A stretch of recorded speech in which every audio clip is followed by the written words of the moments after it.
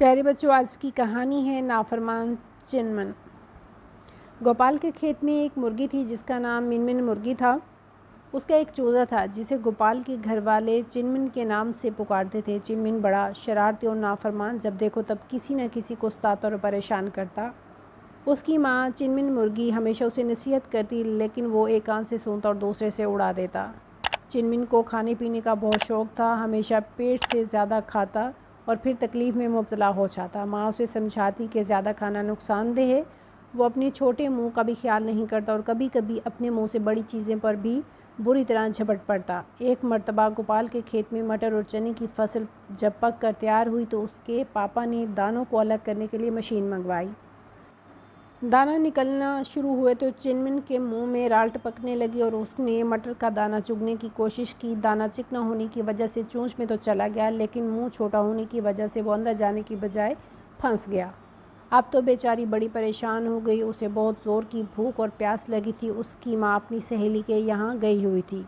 वो रोने लगी मगर आवाज़ नहीं निकल पा रही थी, इसलिए किसी को समझ में ना आया। अब वो अपने किए पर पछता रही थी। उसे माँ की नाफरमानी की सज़ा मिल रही थी।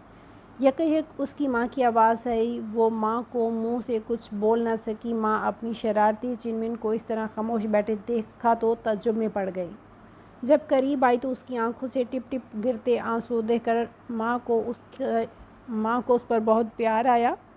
माँ ने उससे पूछा, चिनमिन बेटे तुम्हें क्या हुआ है? चिनमिन के मुंह में तो मटर का दाना फंसा हुआ था, वो क्या बोल पाता, बस बगैर आवाज़ के रोता रहा। माँ को कुछ समझ न आया। चिनमिन इशारे से बिखरते हुए मटर की तरफ इशारा करके माँ को समझाने की कोशिश करते हुए मुसलसल बेआवाज़ रोए जा रहा था।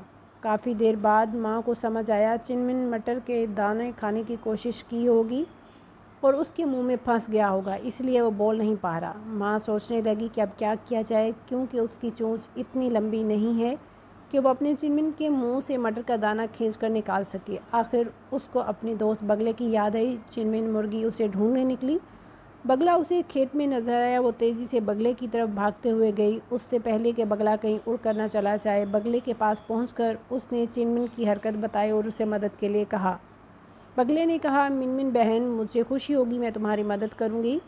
दोनों उड़ते दौड़ते चिनमिन के पास पहुंचे। बगले ने अपनी लंबी चोंच की मदद से चिनमिन के मुंह से फंसे हुए मटर के दाने को खींच निकाल लिया।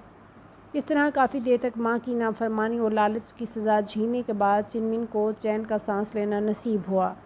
अब ये बताने की ज़रूरत नहीं, चिनमिन ने नाफरमानी, बदमाशी, शरारत और दूसरी बुरी आदतों से तौबा कर ली।